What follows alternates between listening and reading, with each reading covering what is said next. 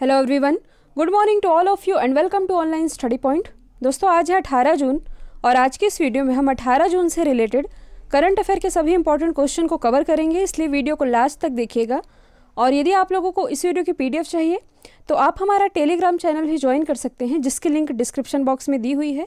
और यदि आप चैनल पर नए हैं तो चैनल को सब्सक्राइब कर लीजिए, साथ ही बेल आइकन दबाना बिल्कुल मत भूलिएगा ताकि आप लोगों को हमारे किसी भी नए वीडियो की नोटिफिकेशन सबसे पहले मिल सके।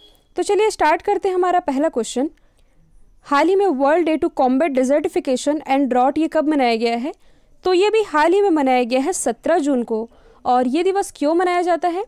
तो देखिए, जो जलवायु परिवर्तन है यानी कि क्लाइमेट चेंजेस के कारण सूखा और मरुस्थलीकरण की समस्या के बारे में लोगों को अवेयर करने के लिए ये दिवस मनाया जाता है। और देखिए, ये दिवस किसके द्वारा मनाया जाता है? तो इसे मनाए जाने का प्रस्ताव रखा गया था UNGA के द्वारा, यानी कि यूनाइटेड नेशन जनरल असेंबली के द्वारा, या इसे आप कह सकते हैं संयुक्त राष्ट्र महासभा के द्वारा।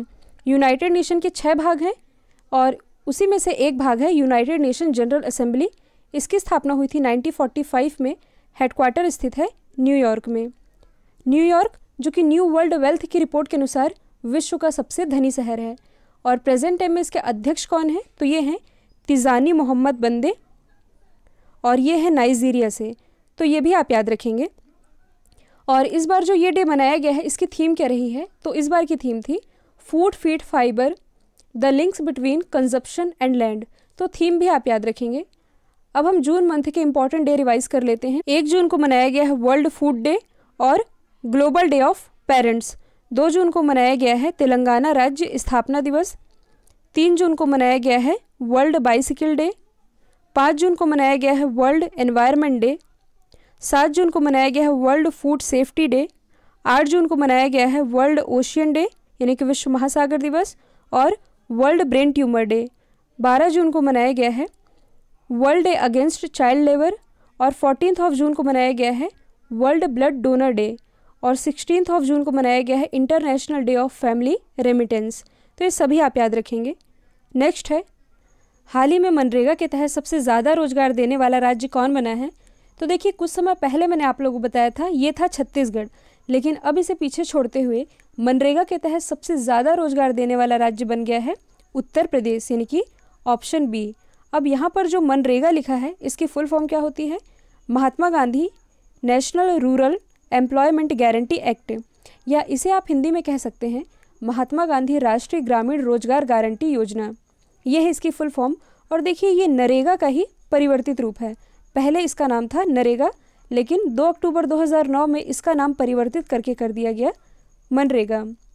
और इस योजना के तहत ग्रामीण क्षेत्र के लोगों के लिए रोजगार की गारंटी दी गई है। पहले मनरेगा के तहत 100 दिन का रोजगार दिया जाता था, लेकिन अब 150 दिन का रोजगार दिया जाता है। और इसी के तहत सर्वाधिक रोजगार देने वाला राज्य बना है उत्तर प्रदेश।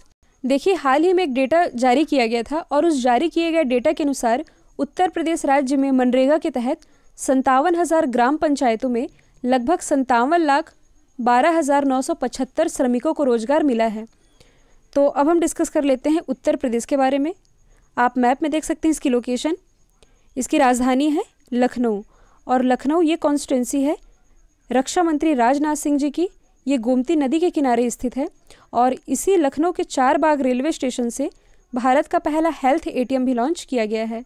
मुख्यमंत्री हैं योगी आदित्यनाथ, गवर्नर है आनंदीबेन पटेल। सर्वाधिक लोकसभा सीटें ये उत्तर प्रदेश से ही आती हैं, कुल 80। साथ ही भारत की पहली ट्रांसजेंडर यूनिवर्सिटी ये स्थापित की जा रही है उत्तर प्रदेश में ही। कुछ इंपॉर्टेंट नेशनल पार्क हैं, जैसे कि Dudhwa national park, Pilibhit tiger reserve, Chandraprabha wild life sanctuary और अमनगढ़ टाइगर रिजर्व। ये सभी स्थित हैं उत्तर प्रदेश में ही। नेक्स्ट है, हाल ही में किस देश के प्रधानमंत्री मुखमल्दकली अबिला गाजिएव ने इस्तीफा दे दिया है? तो देखिए, ये प्राइम मिनिस्टर थे किर्गिस्तान के, जिन्होंने अभी हाल ही में इस्तीफा दे दिया है। आप मैप में देख सकते हैं किर्गिस्तान की लोकेशन। ये स्थित है एशिया महाद्वीप में। ये है अपना प्यारा भारत। किर्गिस्तान की यदि हम बात करें तो कैपिटल क्या है? बिश्केक। और इसी बिश्केक में कुछ समय पहले ही, यानी कि नवंबर 2019 की ही बात है, जो SCO है यानी कि संघाई कॉरपोरेशन ऑर्गेनाइजेशन, इसके हेड्स ऑफ गवर्नमेंट की जो मीट हुई थी, ये हुई थी बिश्केक में ही।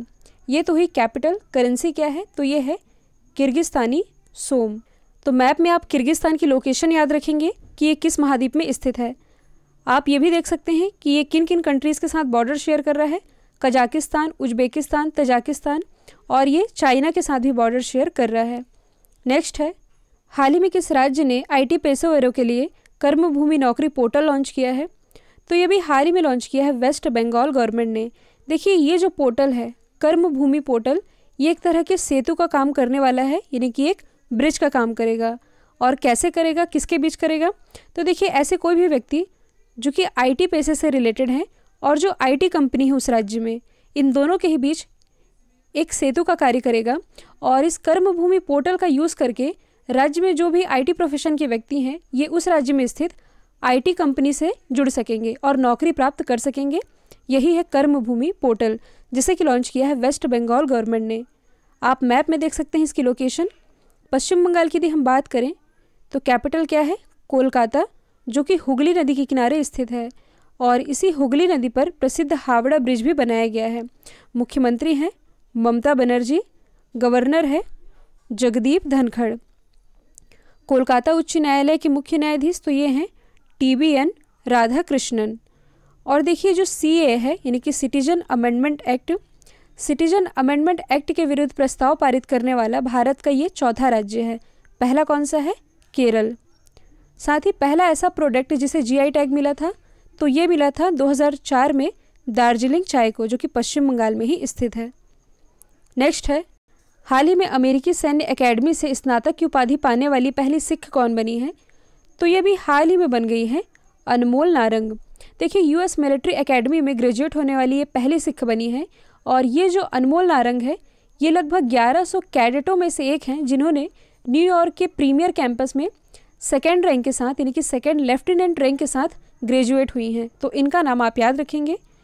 यदि हम बाकी ऑप्शन को डिस्कस करें जो कि कहीं ना कहीं पहले स्थान पर रही हैं, देखिए जो भारत की अंजलि सिंह है ये पहली महिला सैन्य राजनयिक बनी है। और किस देश में इनकी नियुक्ति हुई थी, रशिया में। कुछ दिन पहले मैंने आप लोग बताया था सुमन गवानी के बारे में, जिन्हें यूनाइटेड नेशन सैन्य gender advocate of the year के रूप में चुना गया है। पोंग डोमिंग की यदि हम बात करें तो ये बिलोंग करती है अरुणाचल प्रदेश से। और इंडियन आर्मी में लेफ्टिनेंट कर्नल के पद पर नियुक्त होने वाली ये अरुणाचल प्रदेश की पहली वुमेन ऑफिसर है। तो ये भी आप याद रखेंगे।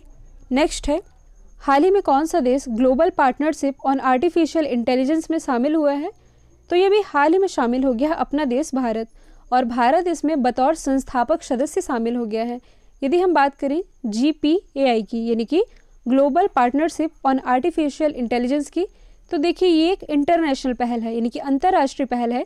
और इसमें कई देश शामिल हैं, लेकिन इसमें आप लोगों को भारत का नाम याद रखना है क्योंकि भारत अब इसमें शामिल हो चुका है।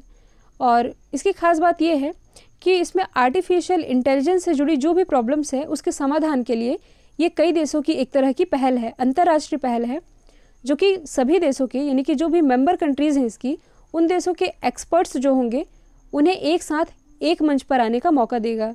यही है global partnership on artificial intelligence, जिसमें शामिल हो चुका है भारत। नेक्स्ट है, हाल ही में जारी किए गए विश्व प्रतिस्पर्धात्मक सूचकांक यानी कि वर्ल्ड कॉम्पिटिटिवनेस इंडेक्स, इसमें भारत कौन से स्थान पर रहा है, तो इसमें भारत रहा है 43वें स्थान पर। और देखिए ये रैंकिंग कुल 63 देशों के बीच जारी की गई थी, जिसमें इंडिया की रैंकिंग तो रही है 43वीं। टॉप किसने किया है, सिंगापुर ने। तो पहली रैंकिंग इंपॉर्टेंट है और इंडिया की रैंकिंग इंपॉर्टेंट है। सिंगापुर की यदि हम बात करें तो कैपिटल है सिंगापुर सिटी, करेंसी है डॉलर। देखिए यदि हम अदर इंडेक्स को डिस्कस करें जो कि करंट से रिलेटेड है, तो हाल ही में डूइंग बिजनेस इंडेक्स जारी किया गया था जिसमें इंडिया की रैंकिंग थी 63rd और टॉप किया था न्यूजीलैंड ने। हाल ही में ग्लोबल डिप्लोमेसी इंडेक्स जारी किया गया था जिसमें इंडिया की रैंकिंग थी 51 और इसे टॉप किया था नॉर्वे ने। दिसंबर 2019 में ही भूख सूचकांक यानी कि ग्लोबल हंगर इंडेक्स जारी किया गया था जिसमें कि इंडिया की रैंकिंग थी 102 और इसे टॉप किया था बेलारूस ने। और कुछ समय पहले ही करप्शन इंडेक्स जारी किया गया है। करप्शन इंडेक्स में इंडिया की रैंकिंग है 80 और टॉप किया है डेनमार्क ने। अच्छा, डेनमार्क से आप लोगों को कुछ याद आ रहा है तो कुछ दिन पहले मैंने आप लोग बताया था इन्वायरमेंट परफॉर्मेंस इंडेक्स के बारे में, जिसे कि टॉप किया है डेनमार्क ने और इंडिया की रैंकिंग है 168। तो ये सभी आप याद रखेंगे। अभी तक यदि आप लोगों ने ऑनलाइन स्टडी पॉइंट के जीके ब्रह्मास्त्र पीडीएफ को परचेस नहीं किया है तो इसे आप परचेस कर सकते हैं। इस मास्टर पीडीएफ में हिस्ट्री, पॉलिटी, जियोग्राफी, इकोनॉमी और करंट अफेयर के सभी टॉपिक कवर कराए गए हैं। नेक्स्ट है, हाल ही में किस शहर में स्थित डेक्कन डेवलपमेंट सोसाइटी ने मोनाको फाउंडेशन अवार्ड अपने नाम किया है? तो देखिए, ये अपने नाम कर लिया है हैदराबाद में स्थित डेक्कन डेवलपमेंट सोसाइटी ने। तो देखिए, ये जो अवार्ड है ये उन लोगों को या उस संस्था को दिया जाता है जो कि हमारे प्लैनेट को बचाने के लिए या सुरक्षित रखने के लिए अपने अपने लेवल पर कुछ न कुछ काम करते हैं, जैसे कि जैव विविधता पर काम, यानी कि बायोडाइवर्सिटी पर, बैटिंग अगेंस्ट डिजर्टिफिकेशन या इसे आप कह सकते हैं मरुस्थलीकरण, या एनवायरनमेंट चेंजेस के लिए वर्क करते हैं, उन्हें यह अवार्ड दिया जाता है। और ये दिया गया है डेक्कन डेवलपमेंट सोसाइटी को, जो कि स्थित है हैदराबाद में, और इसके डायरेक्टर जनरल हैं पीवी सतीश। यदि हम बात करें हैदराबाद की, तो देखिए तेलंगाना और आंध्र प्रदेश दोनों की ही कैपिटल है, लेकिन 2024 के बाद आंध्र प्रदेश की कैपिटल हो जाएगी अमरावती। जो हैदराबाद है ये भारत का पहला ब्लॉक चेन जिला है। किस नदी के किनारे बसा हुआ है? तो ये बसा हुआ है मूसी नदी के किनारे। और इसी हैदराबाद में विश्व का सबसे बड़ा मेडिटेशन सेंटर ओपन किया गया है, और इस मेडिटेशन सेंटर में लगभग 1 लाख लोगों को मेडिटेशन की निःशुल्क ट्रेनिंग दी जाएगी। नेक्स्ट है, हाल ही में असम राज्य ने किस एथलीट का नाम खेल रत्न के लिए खेल मंत्रालय को भेजा है? तो असम गवर्नमेंट के द्वारा भेजा गया है हिमा दास का नाम। आप सभी जानते हैं ये एक धावक हैं और इन्हीं का नाम भेजा गया है खेल रत्न अवार्ड के लिए। इन्हें ढींग एक्सप्रेस के नाम से भी जाना जाता है, और इस अवार्ड के लिए नॉमिनेट होने वाली ये सबसे युवा खिलाड़ी भी बनी है। इनकी उम्र है अभी मात्र 20 वर्ष। यदि हम बात करें राजीव गांधी खेल रत्न पुरस्कार की, जो कि भारत में खेल जगत का सर्वोच्च अवार्ड है, और वर्ल्ड में खेल जगत का सर्वोच्च अवार्ड ये है लॉरियस स्पोर्ट्स अवार्ड। तो राजीव गांधी खेल रत्न पुरस्कार की स्थापना हुई थी 1991 में, 92 में। इसके फर्स्ट विनर थे विश्वनाथन आनंद, जो कि शतरंज से रिलेटेड हैं, और हाल ही में इनके द्वारा एक बुक लॉन्च की गई है। बुक का नाम है माइंड मास्टर। तो ये भी आप याद रखेंगे।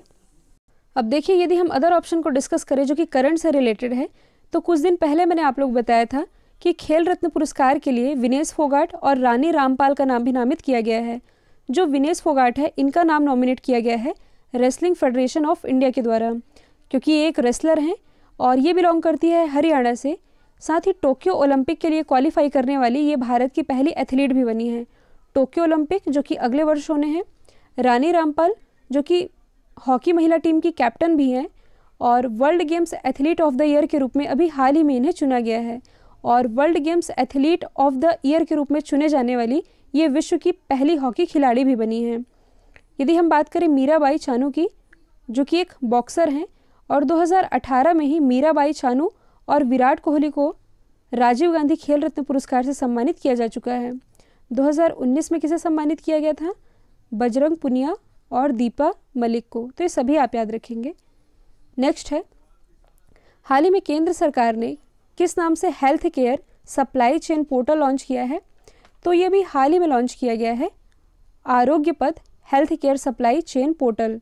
देखिए, ये जो पोर्टल है ये CSIR के द्वारा लॉन्च किया गया है, और इस पोर्टल का मुख्य उद्देश्य क्या है कि लोगों को रियल टाइम में सभी हेल्थ फैसिलिटी मिल सके, ताकि किसी तरह की परेशानी का उन्हें सामना ना करना पड़े, और हेल्थ से रिलेटेड जो भी इश्यूज़ हैं, यानी कि जो भी प्रॉब्लम है, उससे निपटने के लिए ये पोर्टल मददगार साबित होगा, और इसे ही लॉन्च किया है CSIR ने। यदि हम बात करें CSIR की, यानी कि council of scientific and industrial research, इसकी स्थापना हुई थी 26 सितंबर 1942 में, और प्रेजेंट टाइम में इसके DG यानी कि डायरेक्टर जनरल कौन है?